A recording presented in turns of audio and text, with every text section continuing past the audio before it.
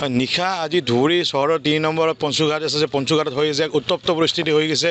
কাৰণ ইয়াতে সকলোৱে চিন্তাৰ বিষয় হৈ গৈছে, কিয়নো পঞ্চুঘাটৰ লগত থকা ঘাট চব ভাঙি গৈছে, বৃহৎ গছ ভাঙি পৰিছে। আমি সমগ্ৰ দেশটো দেখুৱাই আছোঁ, চাব পাৰিছে এই পঞ্চুঘাটৰ এই বৰ্তমানৰ পৰিস্থিতি। এই নিশাৰ ভাগত দেখা গৈছে যে যি নদীৰ যি বাঢ়নী পানী আছে, বাঢ়নী পানী কিন্তু ইতিমধ্যে বিপদসীমাৰ ওপৰেৰে বৈ আছে যোৱাকালিৰ পৰাই। আৰু এই বিপদসীমা বাগৰাৰ পিছতো বহু ঠাই যে বিস্তৰ ক্ষতিসাধন হৈছে। আৰু আমি আহি উপস্থিত হৈছোঁ ধুবুৰী পঞ্চুঘাটত। আৰু পঞ্চুঘাটত আপোনালোকে চাব পাৰিছে এই কেনেধৰণে যিসমূহ ঘাটসমূহ আছে, ঘাটৰ যি মথাউৰিসমূহ আছে, মথাউৰি ভাঙি গৈছে।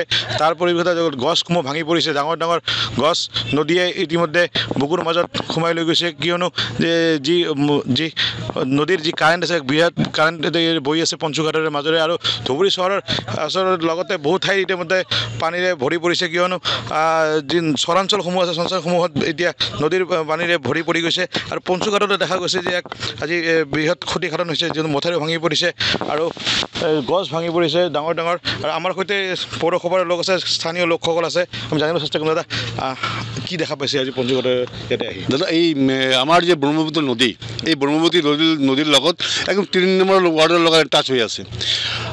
আৰু আপোনালোকে যে আপোনালোকে নিজে খুদ দেখি আছে যে পানী কেনেদৰে পানী আমাৰ টাউনৰ ফালে সোমাই আছে। আৰু বৰ বৰ গাছ, ডাঙৰ ডাঙৰ গাছ, এই গাছবিলাক ভাঙি আছে। আৰু ৰাতি যদি আমাৰ এইটো ষ্টেপ নলয়, তেনেহ'লে কিন্তু আমাৰ এটা বেয়া কিবা এটা হ'ব পাৰে। আমি যেতিয়া খবৰ পালোঁ, আমি চেয়াৰমেনক জনালোঁ। চেয়াৰমেনে বিভিন্ন ডিপাৰ্টমেণ্টে ফোন কৰিলে। ফোন কৰাৰ লগে লগে আমি ডিপাৰ্টমেণ্টৰ মানুহ আহিছে। এতিয়া আমাৰ END লগত কথা হৈছে, আমাৰ ৰাতিৰ ভিতৰত এটা ষ্টেপ ল'ব, জিঅ' বেগ লগাব ইয়াতে। এইটোৱে ৱাটাৰ ৰিচোৰ্চৰ মানুহ আহিছিলে, আহিছে আমাৰ চাইকেল অফিচাৰো আহিছে ইয়াতে। চাইকেল অফিচাৰ আৰু END মানুহ ইয়াতে প্ৰেজেণ্ট আছে ইয়াতে। তেওঁলোকে ৰাতিৰ ভিতৰত এটা ব্যৱস্থা ল'ব। আচলতে ক'ব লাগিব এক চিন্তাৰ বিষয় হৈ গৈছে, কিয়নো ধুবুৰী চহৰৰ ৩ নম্বৰ ৱাৰ্ডতে যি হয় পৌৰসভাৰ এলেকাতে পানীৰে এতিয়া ভৰি পৰিছে। আৰু যি নদীৰ ঘাট, নদীৰ পাতৰ মথাউৰি ভাঙি পৰিছে, গছ ভাঙি পৰিছে, বহুতে ভাঙি পৰিছে। আৰু মোৰ সৈতে আছে যিহেতু মেজিষ্ট্ৰেট ছাৰ আহিছিলে, কি জনাইছে? মেজিষ্ট্ৰেট ছাৰ আহিছিলে। মেজিষ্ট্ৰেট ছাৰ অহাৰ পিছত লগে লগে আৰু বেলেগ বিষয়ববীয়াক ফোন কৰিলে, ডিপাৰ্টমেণ্টক ফোন কৰিলে। চবেই লগে লগে আহি ইয়াতে উপস্থিত হৈছে। এতিয়া এখেতৰ লগত আমাৰ কথা হ'ল। কথা হোৱাৰ পিছতে এখেতে আৰু বস্তা, বালি আৰু তাৰপিছত গছৰ ডাল আৰু বাঁহ আৰু মানে কিবা কিবি যি বস্তুবোৰ লাগে সামগ্ৰীবোৰ চব সোনকালে সিহঁতে ব্যৱস্থা কৰিবৰ কাৰণে মানে লাগি আছে। আৰু আপোনালোকে সকলোৱে গম পায় যে এইটো ৱাৰ্ডটো হ'ল 3 নম্বৰ ৱাৰ্ড। আৰু আমি 3 নম্বৰ ৱাৰ্ডত থিয় আছোঁ। আৰু আমি 3 নম্বৰ ৱাৰ্ডৰ সেই যে ব্ৰহ্মপুত্ৰ নদী, ধুবুৰী মেইন ব্ৰহ্মপুত্ৰ নদী, সেইটো ইয়াৰে আপুনি শিখ টেম্পলৰ পিছপিন্ধি ব্ৰহ্মপুত্ৰ নদীটো, আৰু ইয়াৰ লগত গদাধৰ নদীটো আছে। গদাধৰ নদীটো হ'ল আপোনাৰ নেতে দুবনি সেইপিনে। তো আপুনি চাই আছে যে ইয়াত এনেকুৱা পাক দি আছে। পাক দিয়াৰ পিছতে বহুতকেইটা আপোনাৰ মাটিৰ যি দলাবোৰ থাকে, এইটো কাটি কিনে লৈ গৈছে, ঘাট ভাঙিছে। মই অহাৰ পিছত মোটামুটি এৰাউণ্ড 5 মিটাৰ 6 মিটাৰ আমি নিজৰ চকুৰে দেখা পালোঁ। আৰু লগতে বহুত ডাঙৰ ডাঙৰ গছডাল চব নদীত লৈ গ'লে। আৰু এটা গছ কিছুদিনমান আগতে এটা বট আৰু পিপল গাছ আছে, ইয়াত এটা বিবাহৰ এটা আয়োজন হৈছিল।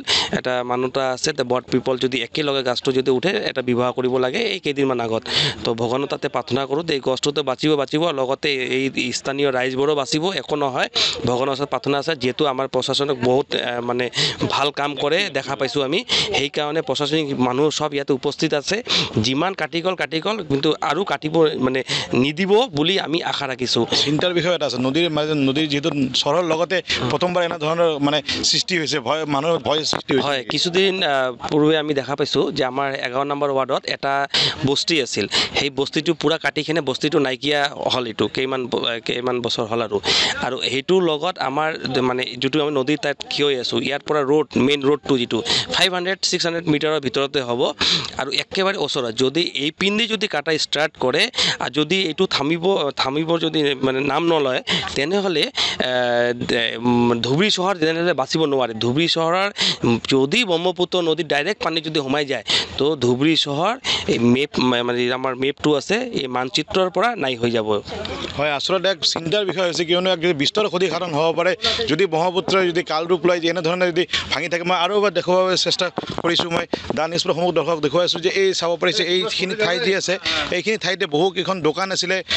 ইয়াতে তেওঁলোকে ব্যৱসায় কৰিছিলে এই নদীৰ পঞ্চুঘাটত। আৰু আচলতে এই নদীৰ এই ঠাইখিনিত ৰাতিপুৱাৰ দিনৰ ভাগৰ পৰা অলপ কাটি এই নিশাৰ সময়ত বহু ক্ষতিসাধন কৰিছে চব ঠাই পূৰা ভাঙি দিছে আৰু আমি সমগ্ৰ দৃশ্য দেখুৱাই আছোঁ ধুবুৰী চহৰৰ এই পঞ্চুঘাটৰ পৰা আৰু ইয়াৰ পিছতে ৱাটাৰ ৰিচোৰ্চ ডিপাৰ্টমেণ্টৰ মানুহ আহিছে লগতে চাৰ্কেল অফিচাৰ আহিছিলে আহি এওঁলোকে জিলা প্ৰশাসনৰ লোক আহিছিলে আহি পেলাই যি পদক্ষেপ হাতত ল'ব তেওঁলোকে লোৱাৰ চেষ্টা কৰাৰ বুলি আমাক জনাইছে যিকোনো খবৰৰ বাবে যোগাযোগ কৰক 7099017330 লগতে 7099017110 নম্বৰত